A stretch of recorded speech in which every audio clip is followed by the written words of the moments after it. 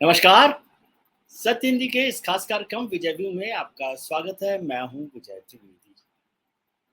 संसद का सत्र शुरू होने वाला है, विशेष सत्र शुरू होने वाला है। इसी के साथ साथ G20 की तैयारियां भारत में पूरी हो गई और दिल्ली पूरी तरह से सज गई है अपने विदेशी मेहमानों के स्वागत के लिए। इसमें बहुत सारी चर्चा चल रही है, कौन आएगा कौन नहीं आएगा। प्रतिनिधि ने मना कर दिया है कि नहीं आएंगे, शी जिनपिंग नहीं आएंगे। बाइडेन की तरफ से आज इस बात की कंफर्मेशन हो गई है कि अमेरिकी राष्ट्रपति यहाँ पहुंचने वाले हैं। हालांकि भारत सरकार के विदेश मंत्रालय ने कह दिया है कि G20 में कौन आता है कौन नहीं आता ये महत्वपूर्ण नहीं है। महत्वपूर्ण है कि किन विषयों पर, किन मुद्दों पर चर्चा की जा रही है और क्या नतीजा निकलता है। लेकिन भारत ने एक पूरे देश भर में जिस तरह से G20 को लेकर अलग अलग सम्मेलन किए, उससे एक नए तरीके का माहौल बनाया और बहुत सारे विषयों पर भी चर्चा की है। G20 के अलावा भी कुछ और देशों को इसमें शुमार किया गया है। लेकिन अब जब शिखर सम्मेलन होगा यहाँ पर और उसका क्या नतीजा निकलता है और उससे क्या भारत की स्थिति बनती है, ये सब चीज़ें हिंदुस्तान के और विदेश के जो दुनिया के दूसरे देश हैं उनके रिश्तों पर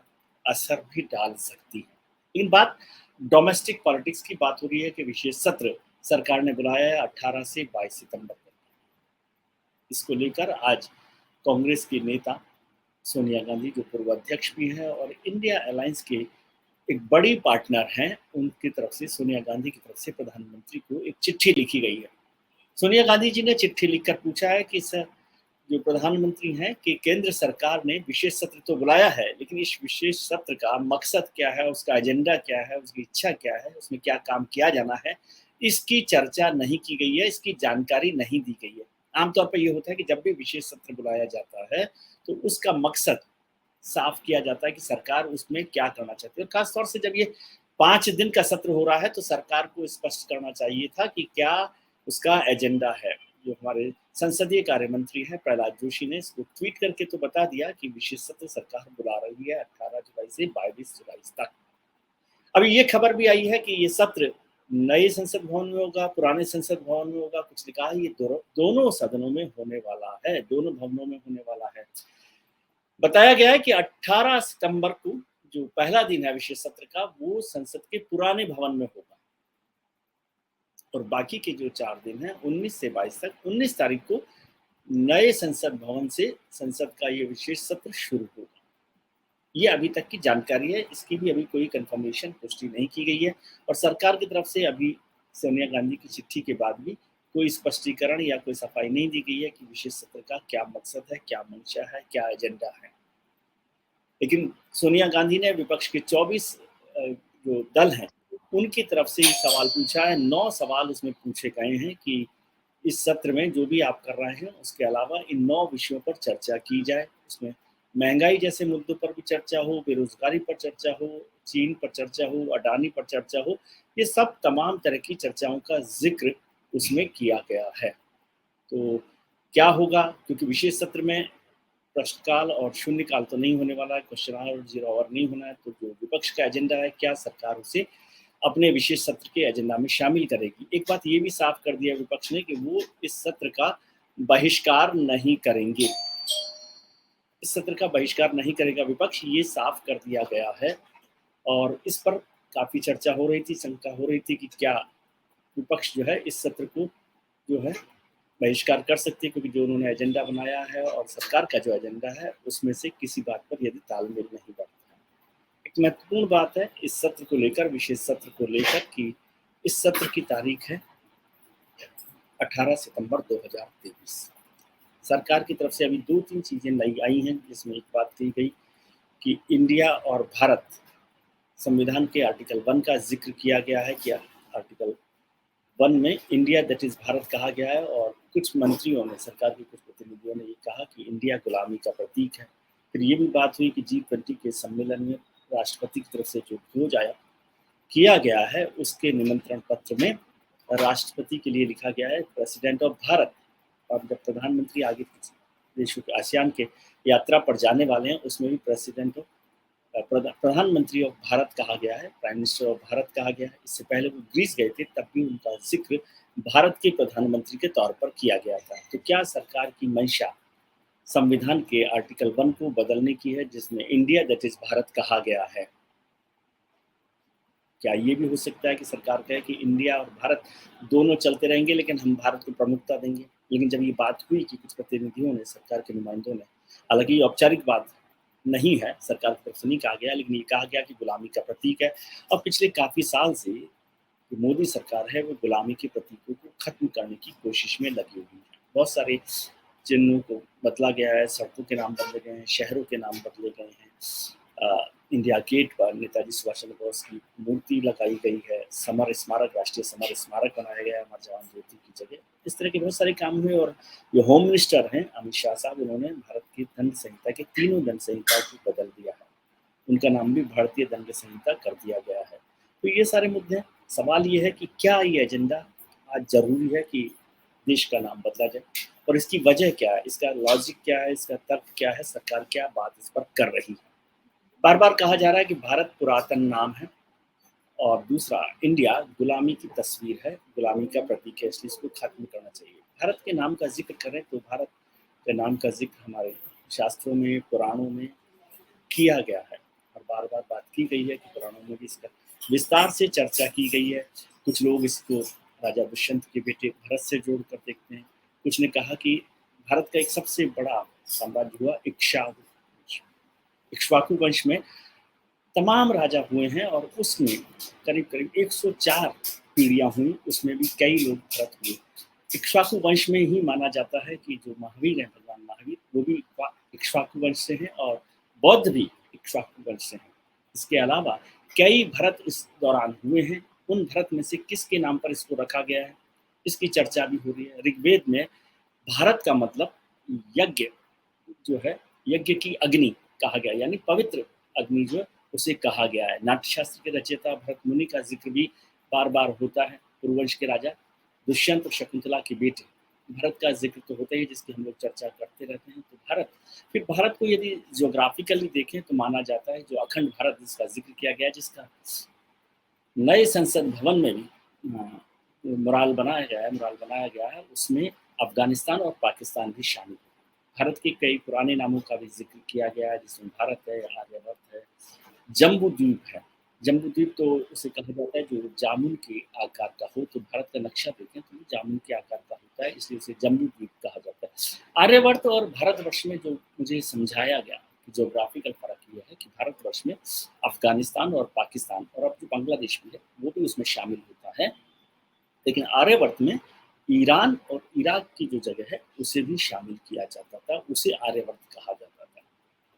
और वहाँ का जो इलाका था उसे जो पर्शिया कहा जाता था, उसमें भगवान परशुराम का जो जिक्र किया गया है वो भी पर्शिया थी। तो ऐसे बहुत सारी कहानियाँ हैं, बहुत सारी ऐतिहासिक कथाएं भी हैं, बहुत सारे ऐतिहासिक तथ्य भी हैं। इन सब को जोड़कर देखा जा रहा है। लेकिन इससे भी महत्वपूर्ण बात, कुछ लोगों ने कहा कि क्या ये आरएसएस यानी राष्ट्रीय स्वयंसेवक संघ का एजेंडा है जिसे सरकार पूरा करना चाहती है। राष्ट्रीय स्वयंसेवक संघ का जब से गठन हुआ यानी 1925 से, तब से वो भारत की बात करता रहा है। डॉक्टर हेडगेवार जो पहले सरसंघचालक थे, उन्होंने भी भारत की चर्चा की और राष्ट्रीय स्वयंसेवक संघ से जुड़ी सभी संस्थाएं, उनके नाम में भारत या भारतीय जुड़ा हुआ है। वहाँ कहीं भी इंडिया नहीं है, चाहे वो भारतीय जनता पार्टी हो, भारतीय किसान समाज हो, इस तरह के तमाम, अखिल भारतीय विद्यार्थी परिषद हो। तो इसलिए वो लोग हमेशा से ही भारत का जिक्र करते रहे। गुरु गोलवलकर जो दूसरे सरसंघचालक रहे, उन्होंने भी भारत को लेकर बड़ी व्याख्या की है। तो क्या, और अभी यदि इसको तारीखों के हिसाब से देखा जाए तो वो अभी 1 सितंबर को ही सरसंघचालक है मौजूदा डॉक्टर मोहन भागवत ने भी इस बात का जिक्र किया और उन्होंने बड़े जोर देकर कहा कि इंडिया शब्द को धीरे धीरे छोड़ देना चाहिए और भारत पर जोर देना चाहिए। उन्होंने तो ये भी कहा कि यदि कुछ लोगों को भारत समझ नहीं आता है तो ये हमारी जिम्मेदारी नहीं है। अब हम इतने ताकतवर हैं, धीरे धीरे सबको समझ में आ जाएगा और जिसको ज़रूरत होगी वो भारत को समझ लेगा। तो क्या ये आरएसएस के एजेंडा को सरकार बढ़ाना चाहती है? ये भी एक महत्वपूर्ण सवाल, एक महत्वपूर्ण आरोप विपक्षी पार्टियों की तरफ से, विपक्षी नेताओं की तरफ से लगातार लगाया जा रहा है।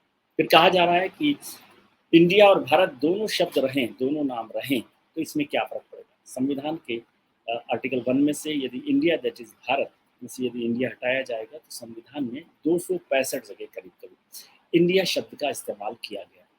तो इन सभी जगह से उसको हटाना पड़ेगा। हालांकि उसके लिए एक संशोधन किया जा सकता है कि संविधान में जहाँ भी इंडिया शब्द का इस्तेमाल है उसे हटा दिया जाए।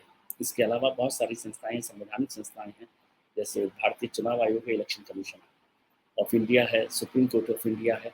इन संस्थाओं से भी क्या इंडिया हटाया जाएगा? या बहुत सारी और संस्थाएं हैं, रिजर्व बैंक ऑफ इंडिया है, या हमारे इंस्टीट्यूट्स हैं, मेडिकल इंस्टीट्यूट्स हैं, एजुकेशनल इंस्टीट्यूट्स हैं, उनके नाम से भी इंडिया हटाया जाएगा। ये सब पर चर्चा हो सकती है, इन सब बातों को जोड़ा जा सकता है कि क्या चर्चा होगी और क्या भारत सरकार या जो मौजूदा सरकार है वो इसको हटाना चाहती है, पूरी तरह से खत्म करना चाहती है। हालांकि अभी तक कहा गया है कि इस तरह का कोई संकेत सरकार ने नहीं दिया है और वो भारत के नाम को प्राथमिकता देना चाहती है और उसके लिए संविधान में किसी तरह के बदलाव की जरूरत नहीं है, क्योंकि इंडिया दैट इज भारत का मतलब कहीं पर भी आप चाहें तो इंडिया का इस्तेमाल कर सकते हैं और जहाँ भी चाहें वहाँ भारत का इस्तेमाल कर सकते हैं। भारत में के संविधान में जरूरत तब पड़ेगी बदलाव करने की, संविधान संशोधन करने की, कि यदि इंडिया शब्द को हटाया जाए। ये एक महत्वपूर्ण निर्णय होगा और इसके बहुत सारे रिपरकशंस भी हो सकते हैं कि देश भर में इसको कैसे लिया जाता है, इसकी संवैधानिक भूमिका क्या है, इसकी कानूनी प्रक्रिया क्या है,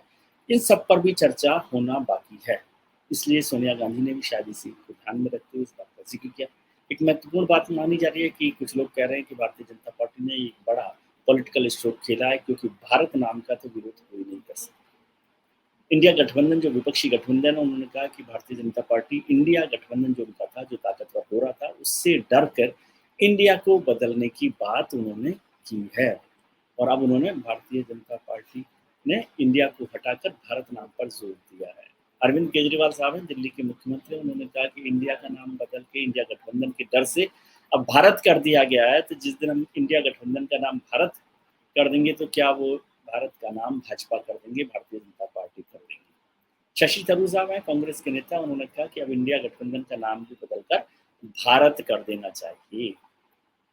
और मजाक में एक खबर ये भी आई कि पाकिस्तान में कुछ लोगों ने कहा कि जब भारत ने अपना नाम इंडिया छोड़ दिया है तो पाकिस्तान को अपना नाम इंडिया रख लेना चाहिए, क्योंकि इंडिया नाम जो है वो इंडस रिवर से, सिंधु नदी से आया और सिंधु नदी पाकिस्तान में है, तब पाकिस्तान का नाम इंडिया रख लेना चाहिए। खैर ये तो एक नॉन सीरियस टॉक है जिस पर पाकिस्तान के लोग मजाक कर रहे हैं, लेकिन महत्वपूर्ण है कि क्या भारत सरकार जो विशेष सत्र है उसमें इसकी चर्चा करना चाहती है। इसका एक संकेत ये भी है कि जो विशेष सत्र है वो 18 सितंबर 2023 से शुरू हो रहा है।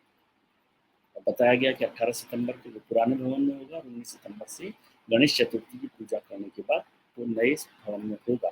तो फिर सरकार को क्यों जरूरत पड़ी 18 सितंबर को विशेष सत्र बुलाने की?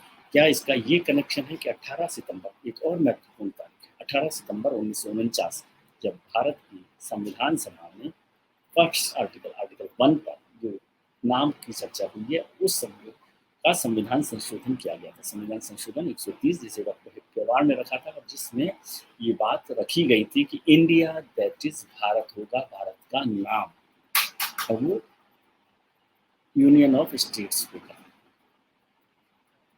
तो क्या कोई इन दोनों का तालमेल है? 18 सितंबर 1949 और 18 सितंबर 2023। बहुत सारी गणनाएं हो रही हैं, बहुत सारे सवाल हो रहे हैं, बहुत सारी आशंकाएं हो रही हैं। सरकार अभी चुप है, सरकार ने किसी बात पर कोई रिएक्शन नहीं दिया कि क्या वो भारत का नाम बदलना चाहती है, भारत और इंडिया के बजाय केवल भारत रखना चाहती है, या दोनों नामों को रखकर भारत को प्राथमिकता देगी, क्या वो संविधान संशोधन करने की तैयारी कर रही है, इस पर भी कोई बात नहीं हुई है। विशेष सत्र में क्या एजेंडा रखा जाएगा इसकी चर्चा नहीं हुई है। फिर से महिला आरक्षण बिल को लेकर लोगों को लग रहा है कि सरकार जो है महिला आरक्षण बिल ला सकती है।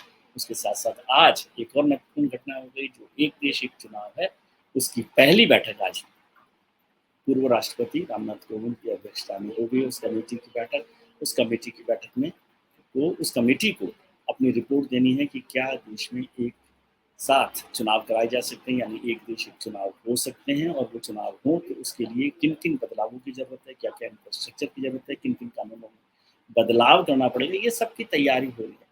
इस बीच एक बात और साफ हो गई है कि एक देश एक चुनाव की भले ही बात हो रही हो, लेकिन लोकसभा चुनावों को प्रीपोन करने यानी वक्त से पहले कराने की संभावना खत्म हो गई है। इसकी संभावना नहीं है कि जो लोकसभा चुनाव हैं जो मई में होने वाले हैं उन्हें समय से पहले करा दी जाए। इसके साथ साथ आज जो मुख्य चुनाव आयुक्त हैं वो पहुंच गए हैं भोपाल। आपको याद होगा कि नवंबर दिसंबर में राजस्थान, मध्य प्रदेश, छत्तीसगढ़ और सिक्किम और तेलंगाना में विधानसभा चुनाव हो रहे हैं। तो इसका मतलब ये भी है कि क्या सरकार जो ये 5 राज्यों के विधानसभा चुनाव हैं, इनको भी पोस्टपोन नहीं करना चाहती, अगर वो एक देश एक चुनाव को कराना चाहती है। ऐसे बहुत सारे तमाम तरह की प्रक्रियाएं भी चल रही हैं, प्रतिक्रियाएं भी चल रही हैं कि क्या होगा। इन सब की बात होती रहेगी। हालांकि इस समय देश जो है G20 की तैयारियों में जुटा हुआ है। कुछ लोगों ने कहा कि इंटरनेशनल पॉलिटिक्स में डोमेस्टिक पॉलिटिक्स को जोड़ना बेहतर बात नहीं है। जब G20 हो रहा हो उसके बाद में इस सब पर चर्चा की जा सकती थी, लेकिन सरकार ने राष्ट्रपति को प्रेसिडेंट ऑफ भारत करके और प्राइम मिनिस्टर ऑफ भारत करके और जो ऑफिशियल्स वहाँ पर आ रहे हैं उनको ऑफिशियल्स भारत ऑफिशियल्स करके एक जो ग्लोबल पॉलिटिक्स है, वैश्विक पॉलिटिक्स है, उसी के बहाने से उसी का आड़ में अपनी जो डोमेस्टिक पॉलिटिक्स है उसके लिए ये कदम उठाया। तमाम तरीके की बातें हैं। कुछ लोग संविधान में बदलने का षड्यंत्र की साजिश को भी जोर दे रहे हैं कि ये सरकार संविधान को बदलना चाहती है। हालांकि मुझे नहीं पता कि इस बारे में कोई कदम उठाया गया है, बल्कि जो वाजपेयी सरकार के वक्त में रिव्यू कमीशन बनाया गया था कॉन्स्टिट्यूशन का, उस पर भी कोई काम नहीं हुआ और फिलहाल कोई संभावना संविधान को बदलने की सरकार सोच रही है या उस पर कोई कदम उठा रही है, ऐसा हमें तो नहीं लगता है। लेकिन राजनीति को क्या कहा जाता है कि जहाँ आग हो वहाँ धुआं हो, लेकिन राजनीति में ऐसा धुआं बनाया जाता है जिससे आपको लगे कि कहीं ना कहीं तो आग है, और उस आग में सब लोग अपनी राजनीतिक रोटियां सेक सकते हैं। राजनीतिक रोटियां सेकने के लिए ऐसी आग की जरूरत पड़ती है। खैर, आगे आगे देखते हैं कि क्या होता है। जो भी होगा, जिस पर भी आगे डेवलपमेंट होगा, हम आपको बताते रहेंगे। सत्य हिंदी से जुड़े रहिए और खबरों को तथ्यात्मक तरीके से देखने के लिए सत्य हिंदी से बेहतर कोई रास्ता आपके पास नहीं हो सकता। आज के लिए इतना ही। उम्मीद करता हूँ कि आपके लिए आने वाला कल आज से बेहतर हो। आप अपना ख्याल रखिए और उनका ख्याल रखिए, तो आपका ख्याल रखते हैं। नमस्कार, शुभ रात्रि।